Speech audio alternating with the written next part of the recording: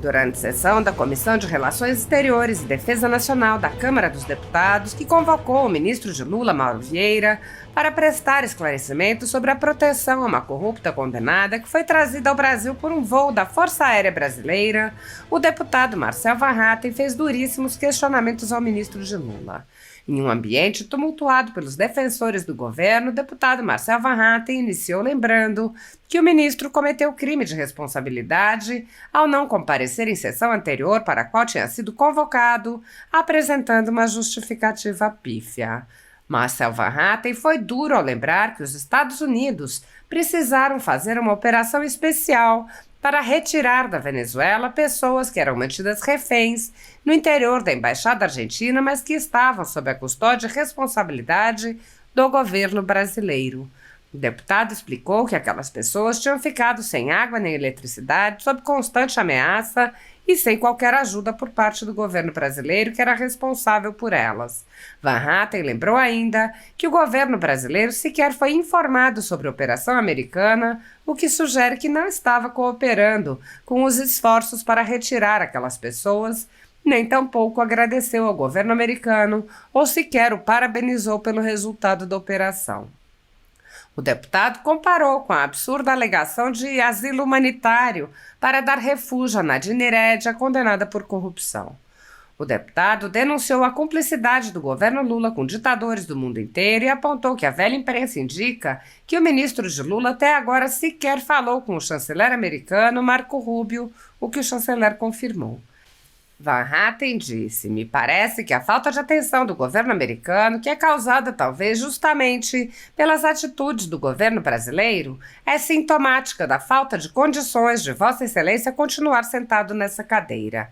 E por esse motivo, Vossa Excelência também deixou de vir a esta comissão, desrespeitando o parlamento brasileiro, porque não tem noção da grandeza do cargo que o senhor ocupa nesse momento, pois ele deveria ser utilizado para respeitar a tradição diplomática brasileira de Rio Branco, de defesa dos direitos humanos, de defesa da solução pacífica de controvérsias, e não da defesa de ditaduras, e não da cumplicidade com o regime autoritário que se está hoje implementando no nosso país. Deixo aqui desde já consignado na minha fala a profunda indignação que eu tenho com a situação que hoje o Brasil se encontra no cenário internacional, em virtude das atitudes que o governo brasileiro tem tomado para proteger corruptos e bandidos e não dar para aqueles que merecem o devido respeito aos seus direitos humanos." Após a resposta do ministro, o deputado voltou a lembrar o ministro sobre a lei do impeachment, que foi violada por ele ao se recusar a comparecer à sessão para a qual tinha sido convocado. Muitos brasileiros estão vivendo sob o jugo de uma ditadura em que seus direitos e garantias fundamentais estão sendo desrespeitados. O país tem presos políticos, tribunais de exceção e pessoas, jornais e sites censurados. A renda da Folha Política e também de outros canais e sites conservadores está sendo confiscada a mando do ministro Luiz Felipe Salomão, ex-corregedor do Tribunal Superior Eleitoral, em uma decisão que recebeu o respaldo dos ministros Luiz Roberto Barroso, Alexandre de Moraes e Edson Fachin. Toda a renda de mais de 20 meses do nosso trabalho é retida sem qualquer justificativa jurídica. Se você apoia o trabalho da Folha Política, que há mais de 10 anos mostra os fatos da política brasileira e pode ajudar o jornal, doe qualquer valor através do Pix, usando o QR Code que aparece na tela ou o código ajude@folhapolitica.org. Caso não utilize Pix, há a opção de transferência bancária para a conta da empresa Raposo Fernandes, disponível na descrição deste vídeo e no comentário fixado no topo.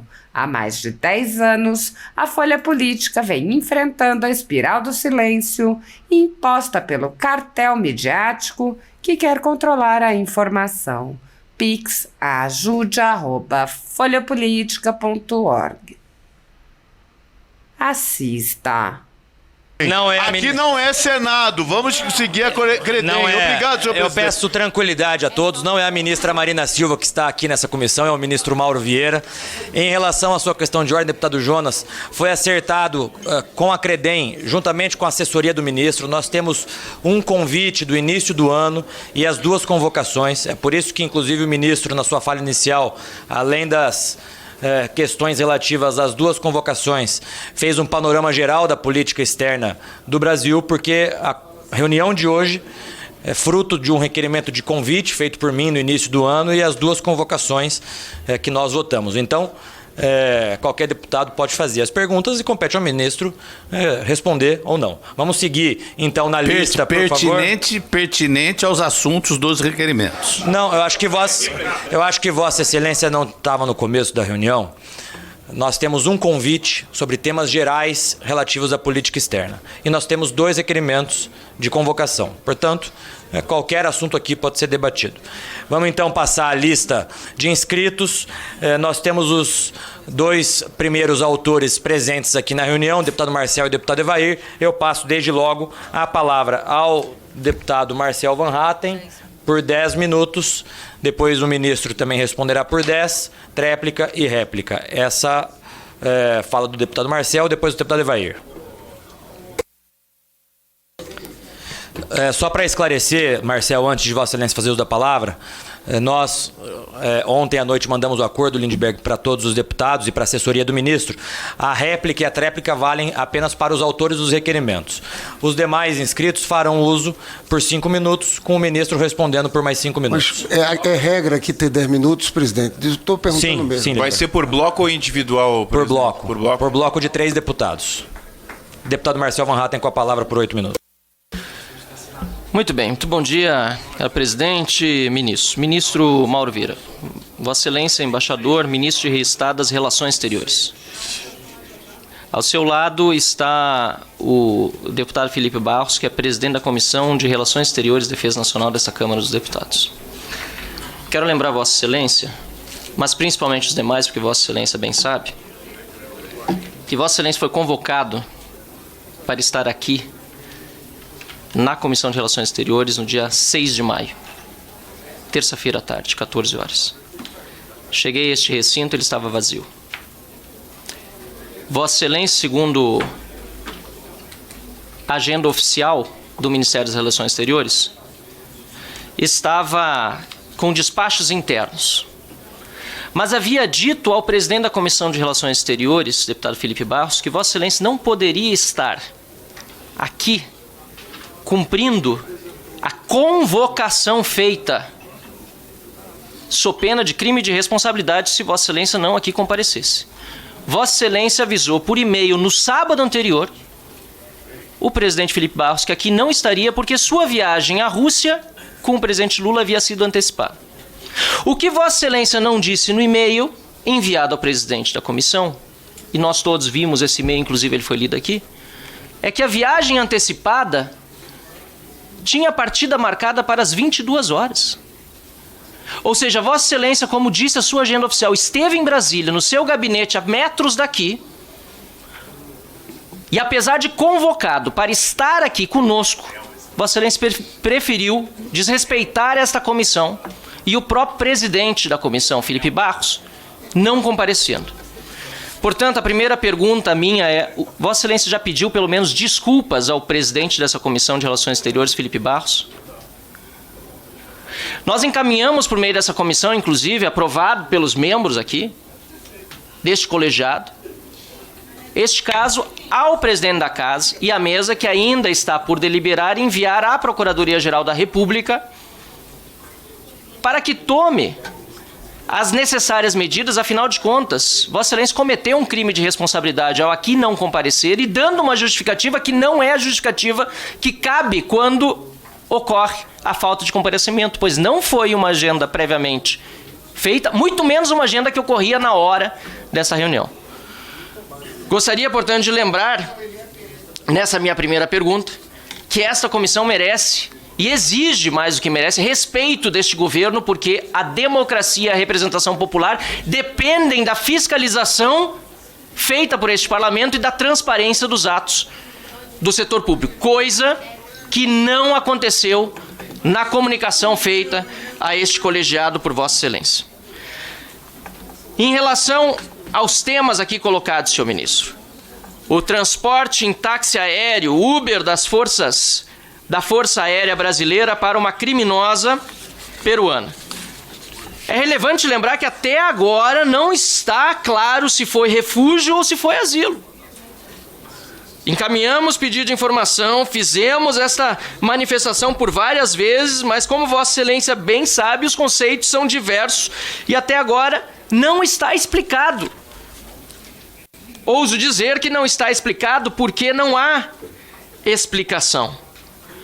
Pois houve uma diligência enorme para conceder asilo a uma criminosa, inclusive, coincidentemente, no dia da sua condenação estava ali uma aeronave da FAB para transportá-la.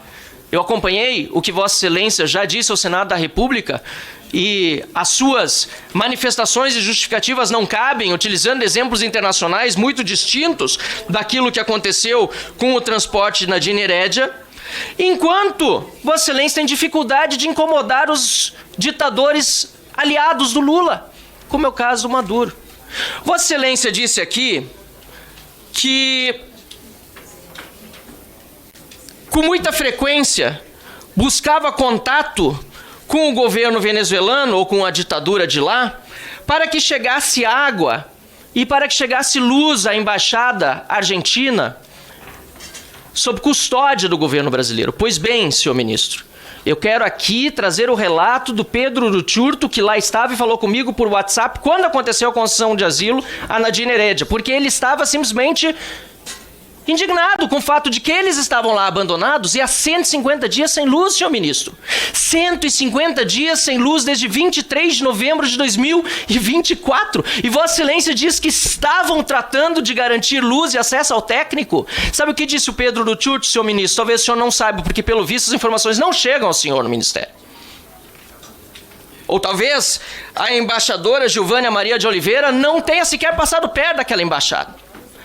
Porque o técnico foi uma única vez consertar o gerador que depois pifou e o ditador não deixava o técnico ir à embaixada. Mais de 150 dias sem luz. E Vossa Excelência vem aqui diante dos deputados dizendo que estava trabalhando para garantir luz. Água, senhor ministro. Água. 1.000 litros de água a cada 10 dias. São 100 litros de água por dia para 5 pessoas numa embaixada. Eles usavam água da piscina da embaixada argentina, senhor ministro. Eu disse na tribuna e repito diante de Vossa Excelência, se o senhor tiver uma tartaruga para cuidar, ela foge. Ela foge. Não é possível. Não é possível, senhor ministro. Não, ofensa é aos direitos humanos, senhor deputado. Não, é uma ofensa. Nós tínhamos 5 cidadãos. Eu preferia estar numa cadeia brasileira. Não. Numa cadeia brasileira. Eu preferia estar numa cadeia brasileira do que numa embaixada argentina sob custódia sua. Porque lá eu não teria nem água nem luz. Numa cadeia brasileira ainda tem isso. Então, senhor ministro, o senhor vem aqui para dizer que estava cuidando e mais. Não foi informado pelo governo americano da ação que levou, felizmente, o senhor reconhece que encerrou 413 dias de drama daqueles venezuelanos opositores políticos, mas não criminosos, que estavam sob custódia sua, ministro das Relações Exteriores, Mauro Vieira, que o senhor, pelo menos, demonstra aqui uma certa... Eu não vou dizer satisfação, mas pelo menos um certo alívio de que esses 413 dias de drama se passaram. No entanto, a nota de Vossa Excelência do Ministério das Relações Exteriores não faz nenhuma menção à ação americana, parabenizando os americanos pelo que fizeram. Por que não? Se salvar aquelas pessoas que lá estavam, sofrendo dentro de uma embaixada sob sua custódia, que aí, dando o benefício da dúvida, então, talvez aquelas tartarugas realmente estivessem com problemas para serem atendidos porque o ditador lá é muito duro, mas Vossa Excelência tem dificuldade em condená-lo e até de tratar, pelo visto, diretamente com ele para resolver esse assunto, por que não congratular o governo americano? E aí entro para outra pergunta, senhor ministro. O senhor, por acaso, tem acesso a Marco Rubio? Ele é secretário de Estado dos Estados Unidos. E fontes da imprensa dizem e publicam que Vossa Excelência até hoje não falou com ele. Eu quero entender quando aconteceu anteriormente de o Brasil não ter um ministro das Relações Exteriores que, já há meses no cargo a sua contraparte está empossada nos Estados Unidos, um dos principais aliados históricos brasileiros. Há quanto tempo o ministro de Estado de Relações Exteriores não consegue falar com o ministro de Estado americano? Ou essa informação não é verdadeira, senhor ministro? O senhor já falou com o secretário de Estado, Marco Rubio? Se o senhor quiser responder, pode dizer sim ou não com a cabeça, não tem problema. No momento da resposta, eu darei todas as Dará o detalhe. Ok. Então, no momento, o senhor me responde se já falou com o secretário de Estado, Marco Rubio. Agora, me parece que a falta de atenção do governo americano, que é causada, talvez, justamente pelas atitudes do governo brasileiro, é sintomática da falta de condições de Vossa Excelência continuar sentado nessa cadeira, e por esse motivo Vossa Excelência também deixou de vir a esta comissão, desrespeitando o parlamento brasileiro, porque não tem noção da grandeza do cargo que o senhor ocupa nesse momento. Pois ele deveria ser utilizado para respeitar a tradição diplomática brasileira de Rio Branco, de defesa dos direitos humanos, de defesa da solução pacífica de controvérsias, e não da defesa de ditaduras, e não da cumplicidade com o regime autoritário que se está hoje implementando no nosso país. Portanto, eu tenho mais oportunidades depois para falar, mas deixo aqui, desde já consignado na minha fala, a profunda indignação que eu tenho com a situação que hoje o Brasil se encontra no cenário internacional, em virtude das atitudes que o governo brasileiro tem tomado para proteger corruptos e bandidos e não dar para aqueles que merecem o devido respeito aos seus direitos humanos. Muito obrigado, senhor presidente. Eu queria começar dizendo que não desrespeitei esta comissão, e pelo número de vezes que mencionei que aqui estive, pelo diálogo constante que tenho com os senhores deputados, os senhores senadores, presidentes dessa casa, jamais deixei de me negar a ter nenhum tipo de contato ou nenhum tipo de interlocução, seja formal nas comissões, seja em visita aos gabinetes, na troca de informação que é sempre necessária para a execução da política externa brasileira. Eu gostaria de dizer a Vossa Excelência que eu recebi a comunicação da convocação para o dia 6 de maio, inclusive dentro de um prazo curto do dia da emissão da convocação. Eu estava no exterior, eu estava acompanhando o funeral do Papa Francisco com o presidente da República, junto com o presidente do Senado e da Câmara. Eu não desrespeitei em nada. Quando eu voltei, foi uma viagem obviamente inesperada, porque foi quando nos surpreendemos com a triste notícia do falecimento do Papa Francisco. Mas, ao voltar, eu tive uma quantidade enorme, e no início não sabia, não tínhamos ainda a certeza do horário da partida, e eu tive uma quantidade enorme, sim, de despachos de ocupações internas no Ministério no dia 6, mas eu tive todo o dia ocupado, de manhã até o final do dia, com inúmeras reuniões e preparativos com a minha equipe, preparando a visita e o assessoramento do presidente na viagem que se realizou em seguida. Eu pedi a compreensão, através, inclusive, dos meus colegas da assessoria parlamentar, para que se escolhesse, para que se elegesse um outro dia. E não foi logo imediatamente, por outros compromissos também dessa comissão. A comissão tinha outros compromissos e outras reuniões, outras convocações ou convites, e não foi possível ser antes, mas por acaso, no dia 6, eu não tinha condições de vir, porque senão eu não cumpriria aí sim com as minhas obrigações de principal assessor de política externa do senhor presidente da República. Eu queria explicar isso, inclusive mandei uma carta, que foi a segunda carta que mandei ao presidente Felipe Barros nessa ocasião, explicando que estava pronto a vir em data posterior, e posso depois lhe mostrar a carta, mas eu acho que a declaração pública de que enviei também esta carta ao presidente da comissão é mais do que suficiente, mas tenho também o documento depois para lhe mostrar. Com relação específica ao asilo dado à senhora Nadine Heredia, eu queria dizer que não há contradição entre o asilo diplomático e o refúgio. O asilo diplomático é concedido, segundo a convenção, que se chama Convenção de Caracas, é de 1954, ele é concedido no momento em que alguém se sente ameaçado ou pressionado e pede a um governo estrangeiro, em suas instalações diplomáticas, que seja dado o asilo diplomático. O asilo diplomático não é um ato voluntário do país de quem pede e uma decisão autônoma do país asilante. Não precisa examinar nenhuma condição, só ver a condição de urgência. E o que foi o que havia nessa ocasião? A senhora Nadine Heredia saiu do Peru com a condição de asilada diplomática, condição essa que se extingue no momento em que chega ao território brasileiro.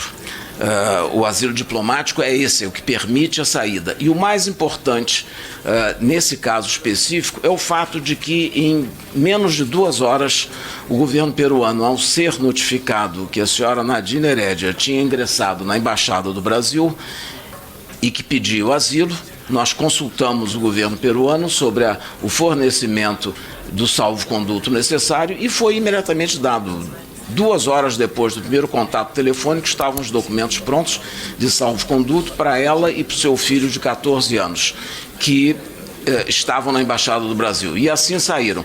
Há também, na Convenção de Caracas, a responsabilidade do Estado asilante no transporte da saída da pessoa do território do país para o território do país asilante. E isso foi feito, e volto a dizer, não repetir aqui para não cansá-los, mas posso, evidentemente, voltar a enumerar todos os antecedentes que ocorreram em casos anteriores que o Brasil concedeu asilo ou outros países da região. É importante dizer e lembrar que o asilo diplomático é um instituto que é comum e corrente, apoiado e em vigor em toda a América Latina. Sempre foi um instrumento importante de defesa de pessoas que se sentem, de alguma forma, perseguidas. E o asilo diplomático foi concedido. Agora, no momento que ela chegou ao Brasil, o funcionário da imigração que processou a sua chegada e entrada no território brasileiro, é preciso dizer que não há necessidade de visto para um cidadão portador de passaporte e de nacionalidade peruana, ela entrou no Brasil e, nesse momento, entrou com um pedido de refúgio. O pedido de refúgio, como Vossa Excelência sabe, é submetido, é um direito que a lei brasileira, a legislação de imigração de imigrantes, estabelece. Ao chegar, qualquer estrangeiro pode se declarar perseguido e com necessidade de permanecer no Brasil.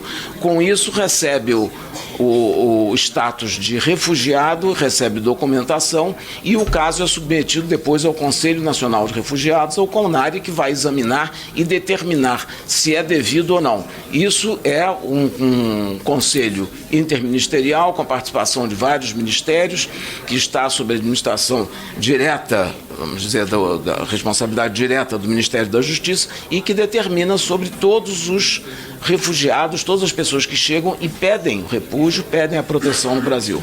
Há inúmeros casos e todos tratados de acordo com a lei. A nossa legislação permite, portanto, não há nada de ilegal nisso.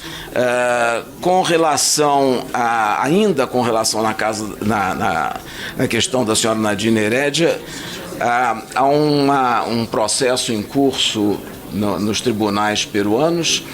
No dia 15, no dia que ela viajou para o Brasil, ela ainda não tinha uma sentença declaratória de condenação, portanto, ela veio antes disso. A sentença só foi emitida e validada agora no final do mês de abril, ou agora no início de maio, mas, enfim, pelo menos 3 semanas após a chegada da senhora Nadine Heredia. Com relação aos exilados venezuelanos da Embaixada da Argentina, eu queria informar a Vossa Excelência que, sem dúvida nenhuma, as circunstâncias foram difíceis, porque todo exílio, 413 dias, não é uma situação simples. Mas o Brasil não deixou em nenhum momento de atender e de procurar. O senhor, Vossa Excelência, disse ter tido contato com um dos integrantes, eram 4 na Embaixada, como eu mencionei, um se entregou logo no início e outra saiu antes de que o Brasil tivesse a custódia da Embaixada, saiu da Embaixada por meios próprios, não sabemos como, e saiu da Venezuela. O importante a dizer é que nós gestionamos constantemente por todas as condições. Havia um que era uma pessoa idosa já, com condições médicas especiais, um dos refugiados, que precisava de remédios constantes e foram concedidos sempre. Não há nenhuma queixa de falta de medicamento para esse senhor. Eu não tenho o nome dos 4, mas posso lhe garantir que isso foi o que aconteceu. A questão de energia.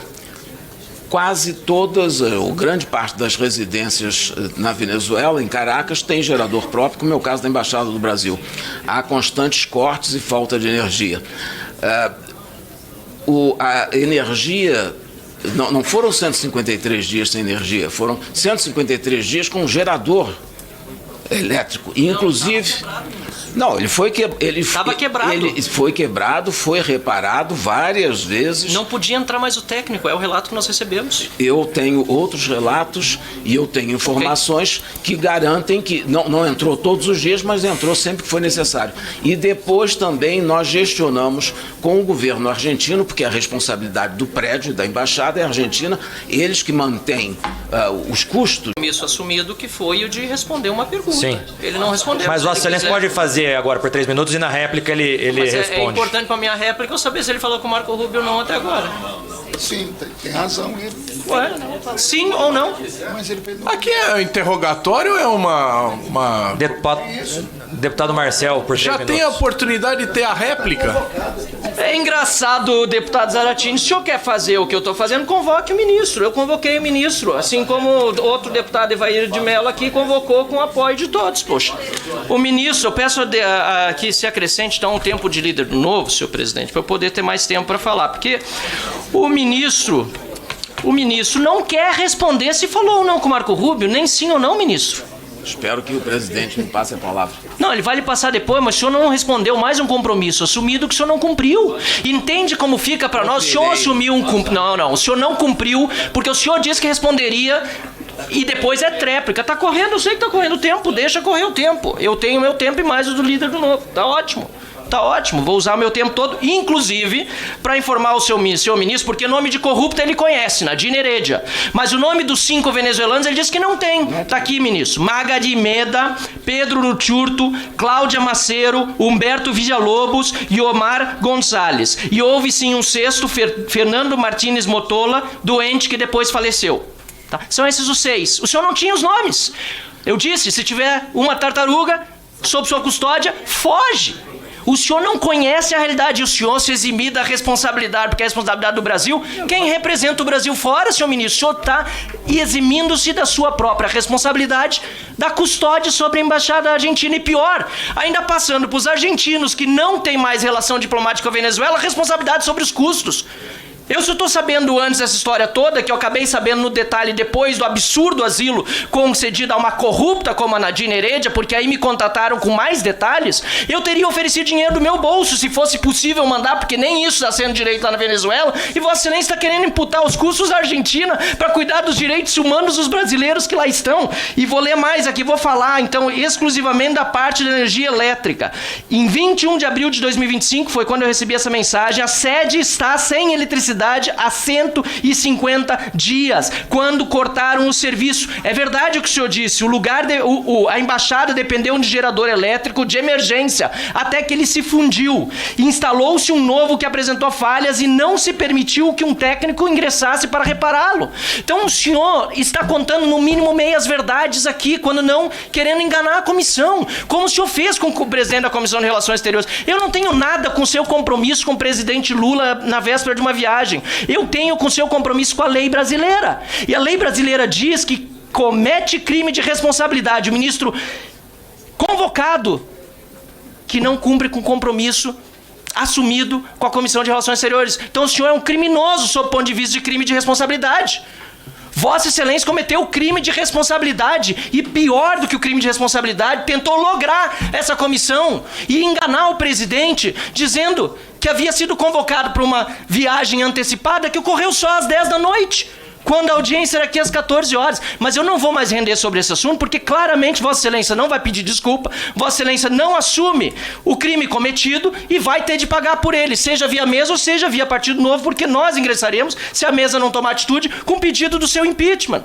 Vossa Excelência, se tivesse hombridade, nesse caso, teria reconhecido e pedido desculpas ou renunciado. Porque o Itamaraty não merece ter Vossa Excelência à frente dessa pasta tão honrosa e importante para o Brasil, tendo cometido um crime de responsabilidade na principal comissão desse parlamento que trata de relações exteriores. Portanto, senhor presidente, eu concordo com o público, é uma vergonha para esse parlamento Vossa Excelência não assumir, não pedir desculpas e muito menos continuar fazendo o que está fazendo. Realmente é uma petulância com esta casa. Portanto, senhor presidente, eu quero aqui concluir a minha fala sobre essa questão da Nadine Heredia, senhor ministro, porque nós precisamos saber o seguinte: há várias versões. O ministro Ricardo Lewandowski também está convocado por mim para vir aqui, disse que a questão foi de saúde. Vossa Excelência nem passou, se passou foi realmente, como se diz, en passant sobre esse caso. O fato é que eu quero saber se ela está realmente aqui cumprindo algum tipo de rotina de exames médicos. Em que hospital ela está? Onde ela está? Aliás, os peruanos querem saber, e me perguntaram várias vezes, se ela está sendo mantida com dinheiro do pagador de impostos brasileiros. Tem algum tipo de auxílio? E o que vai acontecer se o CONARE não reconhecer o refúgio? Tem mais, senhor ministro. O senhor está dizendo, de uma forma muito vaga, que qualquer um que pedir asilo político no Brasil pode entrar e vai receber sua acolhida. Então, por que Vossa Excelência, por meio do Ministério de Relações Exteriores, está ajudando a promover perseguição política a brasileiros que estão fora do país, inclusive o nosso colega deputado federal Eduardo Bolsonaro, que lá está autoexilado, e o Ministério das Relações Exteriores está contribuindo com o STF, pelo que saiu na imprensa ontem, para buscar perseguir não só ele, como outros brasileiros que estão censurados em nosso território e até em território norte-americano. Que dois pesos e duas medidas são isso? Ou para Vossa Excelência só interessa proteger corrupto e bandido, parceiro no crime internacional cometido pelo PT do Lula já durante governos passados com a Odebrecht, e não interessa defender direitos humanos? Porque é esse o recado claro que Vossa Excelência está dando aqui para o povo brasileiro ao se esquivar das respostas e ao não trazer clareza sobre o que vai acontecer no caso da Nadine. Por exemplo, quanto tempo vai levar para essa análise do CONARE? E repito, o que vai acontecer se o CONARE decidir que ela não é refugiada? Eu quero saber também se o irmão da Nadine Heredia por acaso está no Brasil, que também está condenado pelos crimes. Há rumores por aí. Vossa Excelência tem conhecimento disso? Quero adentrar também em um outro assunto, e Vossa Excelência trouxe tantos aqui e que tem relação com a sua pasta. Recentemente, Ricardo Pita, que é assessor sênior para hemisfério ocidental do governo americano, esteve no Brasil, e eu gostaria de saber se dele o senhor ouviu, ou o Itamaraty ouviu, alguma preocupação sobre as perseguições políticas que estão acontecendo no Brasil. Também quero saber se é verdadeira a informação que foi veiculada pela imprensa, pelo presidente da Comissão de Segurança Pública, deputado Paulo Bilinski, que o senhor Ricardo Pita veio aqui não para consultar o governo brasileiro se o PCC e outras organizações criminosas são terroristas. Ele veio aqui, segundo disse Paulo Bilinski, que esteve com esse assessor sênior do governo americano, segundo o deputado Paulo Bilinski, ele veio ao Brasil para informar o Itamaraty, o Ministério da Justiça, que, de acordo com a lei americana, estes grupos criminosos brasileiros são considerados organizações terroristas. Porque o que saiu na imprensa, provavelmente por obra do governo e suas assessorias de comunicação, é que o governo disse para o senhor Ricardo Pitta que essas organizações não são consideradas terroristas de acordo com a lei brasileira, era isso. Não foi isso que ele veio fazer no Brasil. Ele não veio perguntar, segundo Paulo Bilinski, ele veio informar. Eu quero saber se Vossa Excelência tem conhecimento dessa afirmação também e que não fuja das respostas que foram dadas, como se Vossa Excelência tem fugido sistematicamente na Comissão de Relações Exteriores do Senado, que desde o início do ano tenta trazê-lo, aqui da Câmara, e mesmo convocado o senhor não compareceu. O senhor só está aqui por causa de todo esse rolo que aconteceu recentemente, porque a repercussão foi tão negativa também para Vossa Excelência e para o governo que Vossa Excelência teve de se obrigar a vir. Mas o que Vossa Excelência fez com o nosso presidente da Comissão de Relações Exteriores não se faz com o cachorro sarnento, senhor embaixador. O que Vossa Excelência fez com o deputado Felipe Barros em desagravo ao nosso presidente da Comissão de Relações Exteriores, que indignado estava e Vossa Excelência teve acesso a isso, e se Vossa Excelência tem um pingo de consideração por ele, deveria pedir desculpas pelo que Vossa Excelência fez, de não comparecer aqui. O que Vossa Excelência fez com o deputado Felipe Barros não se faz com o cão sarnento, muito menos com a democracia brasileira e com esse parlamento. Vossa Excelência deve cumprir com seus compromissos, não cometendo crime de responsabilidade contra a lei de impeachment brasileiro e muito menos deixando de cumprir com suas obrigações em favor dos direitos humanos e descumprindo suas obrigações protegendo criminosos internacionais, como é o caso de Nadine Heredia. O ministro Mauro Vieira com a palavra por 3 minutos. Para a sua tréplica. Pois não, muito obrigado. Eu queria esclarecer ao deputado Marcel que foram tantas as perguntas com relação, primeiro, ao